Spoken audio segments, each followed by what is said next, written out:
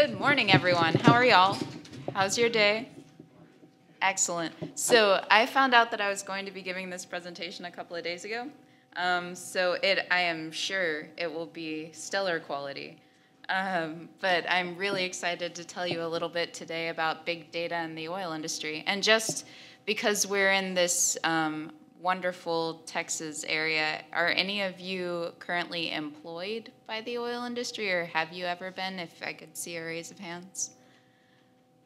So a few. We've got a few. That's great. That's always good to hear. So big data in the energy industry.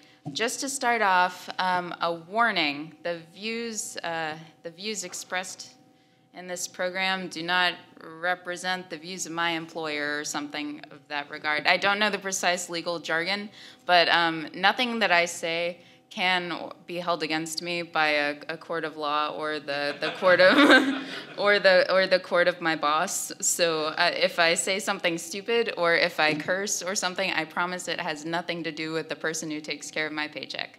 So I'm also, unfortunately, not able to tell you anything specifically about the ways that we structure data in our environment, or specifics about the tools we use, or specifics about the secret sauce libraries that we use with those tools, at least not while I am being videotaped. So if you would like to try to finagle out information later, I would be more than happy to talk to you about it. So my name is Paige Bailey. I run PyLadies HTechs in Houston. I work full-time for an oil company during the day, and I go to grad school at Rice at night. My undergrad degree was in geophysics and in sociology, which is like the weirdest combination you could ever possibly have. And my graduate degree is in subsurface geoscience with a specialization in geophysics. And I guess the stack or the toolkit that I use at work primarily is Python, R, and we just recently started using Hadoop. So it's been a really interesting experience to see how those different tools can interact with the data that we're constantly pulling in, and it's constantly growing as well. So just to start with a little bit of oil industry history.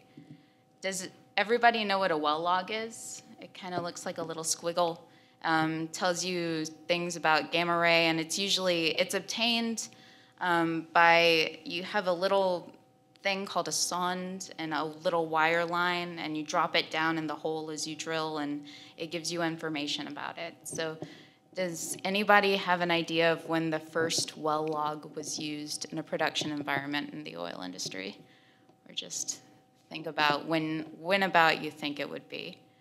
So that was actually by a guy named Schlumberger. The name sounds familiar, in 1927. And Conrad Schlumberger had been formulating that idea since 1919. So he sent down a sonde in the Alsace region of France, and it was called an electrical resistivity log. That was the only measurement he was taking.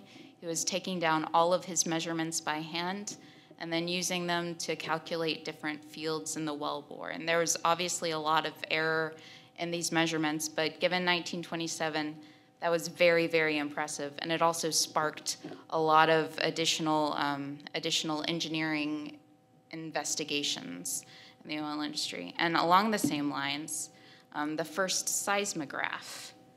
So the seismic stuff that you see, the fuzzy squiggles, they give you a picture of the subsurface. Think about when you think that would have been introduced. And the first one was actually in 1921 by a guy named J. Clarence Karcher. He formed a company that eventually turned into Texas Instruments. And this is actually the means by how the majority of the world's oil reserves have been discovered. So he actually got the idea when he was serving in World War I, studying the acoustic waves that guns generated in the air. He thought that it would be interesting to see if you could use acoustic waves to determine changes in lithology in the subsurface.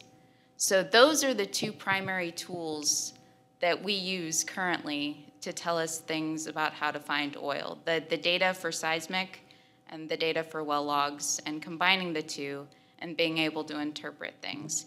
So given that information, when do you think the first oil well was drilled? So, 1921 for well logs, 1927 thereabouts for seismic. And the first oil well, and I unfortunately do not have any good pictures of it, was in 347 AD in China. They actually drilled the first oil well using bamboo shoots, and the wells had depths of up to 790 feet.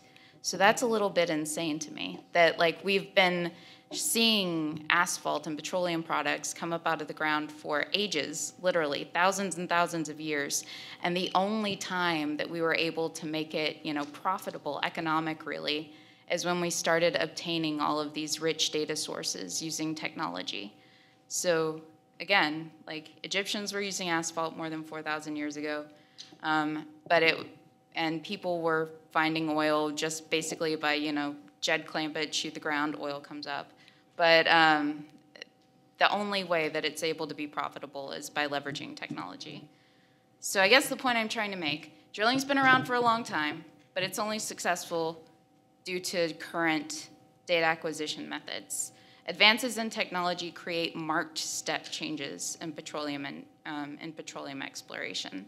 And those advances are primarily in terms of better hardware and equipment, which give explorers better data about the subsurface. The data is the key. So this is just a chart showing how oil production worldwide has changed over the years, so millions of barrels per day. And you can see sort of what I was telling you about, that when these changes in well logs and seismic started to be adopted, there's a marked progression in how much oil was capable of being produced. And now I'm more of a geophysicist, so the majority of our contributions to how seismic is acquired and used were primarily in the 80s and 90s, when 2D seismic was acquired in the 80s, when 3D narrow azimuth happened in the 90s, and when you started having more wide azimuth in the 2000s.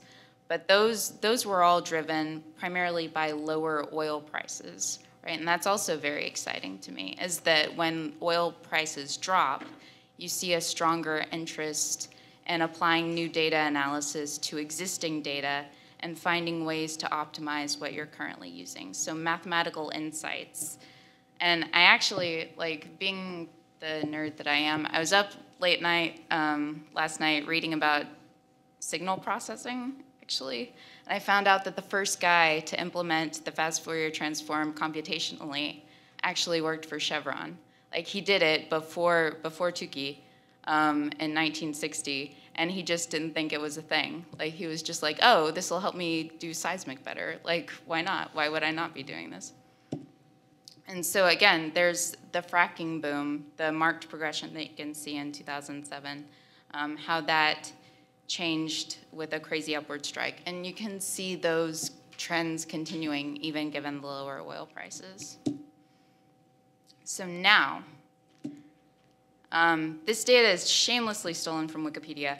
The world's largest public, state-owned, and private businesses, those are the top 10, and they represent trillions of dollars of revenue per year, trillions of dollars of investments. 7 of those guys, 7 out of 10 of the largest public, state-owned, and private businesses are oil and gas related, energy related, power related. Some BP, Exxon, most in China, and there is a direct link to reserves and success of a company. And when I say profitability for oil companies is directly tied to reserves, I mean the stuff that we find underground, the stuff that the seismic and the well logs can help us find.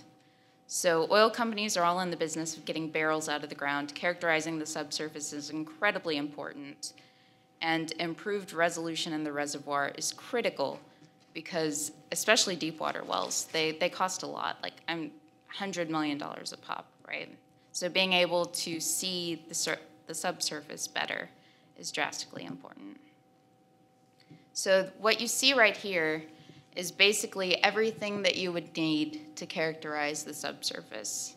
And the oil industry is a little bit like an ecosystem, right? And every image you see here has a data type or more associated with it, and very little standards associated with how that data is pulled in. And I kind of divided it up here. Up on the upper left, you can see more the drilling arena. The lower right is more earth science, and then petrophysics is kind of the weird, wonky, redheaded stepchild bouncing around in the middle, incorporating both of those.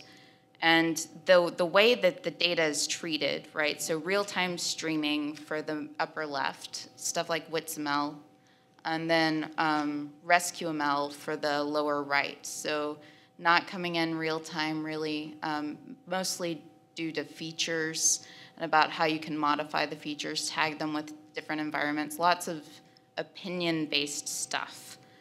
And the difference, a lot of people say this, the difference between earth scientists and engineers is that earth scientists record millions and billions of data points, and they call them seismic, they call them well logs, they call them whatever, and they don't trust any of it unless you put it all together and you synthesize it. And engineers, they trust whatever their instruments tell them. They take pressure readings in the well, and they trust the stuff they can measure with sensors. They trust it everywhere, and they extrapolate it out everywhere. So how do you kind of resolve between those two different mentalities? Something that I should also mention is that all of these processes, they're interconnected. You can basically draw lines connected from well planning to petrophysics to reservoir characterization to any other thing. And there's also a loop involved. But all of these, anytime that you want to take oil out of the subsurface, you're going to be constantly reshaping your model, constantly modifying every variable that you have, and determining whether or not it would be economic to drill later. So I guess that's the point that I'm trying to make, is that lots and lots of data, lots of different types, all of it coming in asynchronously, everything from PDFs to .las files, which are for well logs, to those big seismic cubes, to shape files for maps, all of these different things. And again, the business driver is that oil companies' profitability is tied to how well these data types can help us figure out what's in the subsurface. And interestingly, recovery rates. So the number one risk, the biggest risk, the thing that's 1 out of 3 shot, is finding the oil. Like most of the time when you drill, you're not going to find anything that's economic. And the second biggest risk is getting it out of the ground safely and getting out as much as possible. So the current recovery rates are about 50%. Can you imagine that? So whenever a company says like, oh, hey, we found the latest and greatest reservoir, and we think that we're capable of, taking out 100 million barrels of oil, whatever, they're only going to be able to recover 50%, and that's optimally. So in terms of data size, how big is big? And I read a paper in 2000, was kind of doing a rapid fire literature review that said the seismic industry has evolved over the last decade by increasing the volume of data that it's acquired and processed by an order of magnitude every 5 years. And that's actually increased quite a bit. It's exponential growth. In the 80s, seismic was like gigabytes in size. So not that much at all. People were still hand interpreting it on paper. They would print off these big long sheets and they would kind of skew it and use colored pencils to pick out given horizons. And now with 5D interpretation and interpolation, you can have data sets, like singular data sets that are 100 terabytes in size. Like for example, Chevron's internal IT traffic alone, so business-related IT, not earth science-related, is 1.5 terabytes a day. And that's in 2013 numbers. Shell's using fiber optic cables, which granted does not have the best data quality, but it's still pulling in data, with HP putting it on AWS servers, and they're pulling in about 1 terabyte a day from each well. And coil seismic, which has replaced the lines and the grids situations for seismic, it's got really, really big data sizes too, close to the 100 terabyte range. So you're looking, maybe not eBay size, maybe not Amazon, but still pretty substantial, especially for something in the science and engineering field. And this is also something I wanted to point out. So what you're seeing there, upper left-hand corner, is a Schlumberger engineer who is doing a CAT scan of a well core, right? So putting it through and trying to resolve down to the grain what kind of pore space you see in a well core. So it's down to 0.01 to 10 microns, which is absolutely small, and it can generate exceptionally large data sets. Like a centimeter cubed is 10 gigabytes. And when you realize that you're measuring about 1,000 meters of core at a time, that's an exabyte of data for every core sample that you pull in. We're drilling thousands of wells, tens of thousands of wells. Like, this is obscene amounts of data. So again, what's going to be important is reducing the approximations and improving the equations that we're currently using to analyze this and figuring out how we can better perform with HPC and all the rest.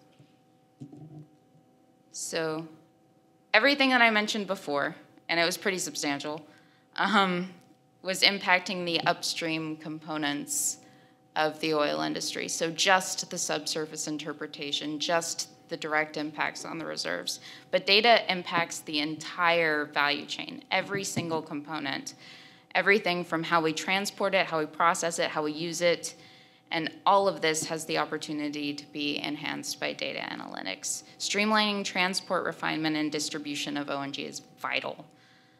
Just a couple of examples. So refineries, they have limited capacity, and especially in times of overproduction, you want to make sure that you're not overstocking, not undersupplying, and that you're getting energy where it needs to go as quickly as possible and in the most expedient route possible. So complex algorithms take that into account, the cost of producing the fuel, as well as economic indicators, things like weather patterns. Like a lot of the models that we incorporate into pricing schemes for refineries and transportation look very similar to the stuff that they're doing in the finance world. So with projects demanding more expensive drilling and production technology, profound changes in government regulations and commodities, the companies need to exercise operational prudence, and they need to use strategic foresight to ensure the success, to move things around as quickly as possible. And data analytics is great for that. And it's shown that a gradual shift to data and technology-driven analysis for the oil field is expected to tap into 125 billion barrels of oil in 2016, equal to the current estimated reserves of Iraq, which is crazy. So the future, right? Like that's kind of a state of affairs for now. Like what can we expect to see in the future?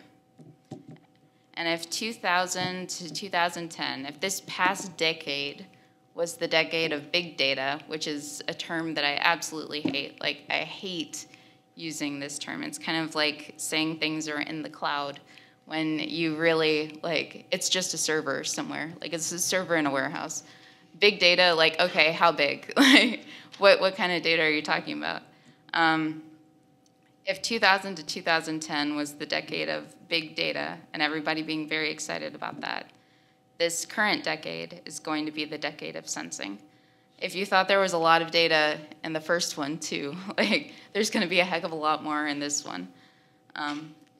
And business buys into it, which is great for me, great for if you're doing data analytics for the oil industry. And a recent study, May 2015, from Microsoft and Accenture, 86 to 90% of respondents from CEO, CIO level oil companies said that they're increasing their analytical, mobile, and Internet of Things capabilities by at least 32% or 25% in the next 3 to 5 years. So they're either keeping baseline, even given the current economic environment, or they're actually increasing spending because they're hoping that data analytics will help them optimize their current processes. Currently, mobility, infrastructure, and collaboration technologies are the biggest investment areas for oil industry IT.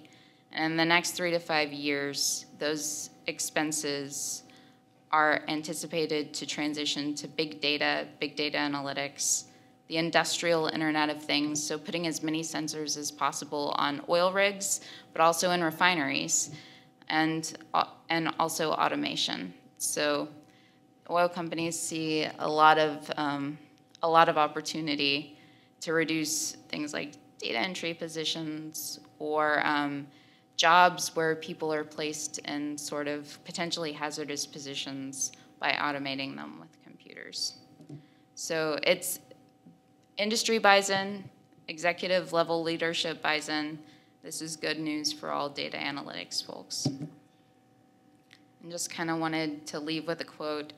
The oil and gas industry leaders continue to look at digital technologies, and companies who do not continue to invest in digital technologies risk being left behind.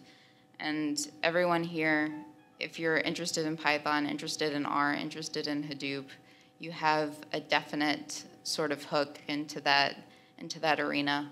I know personally where I work, we're hiring more data scientists, even despite current conditions.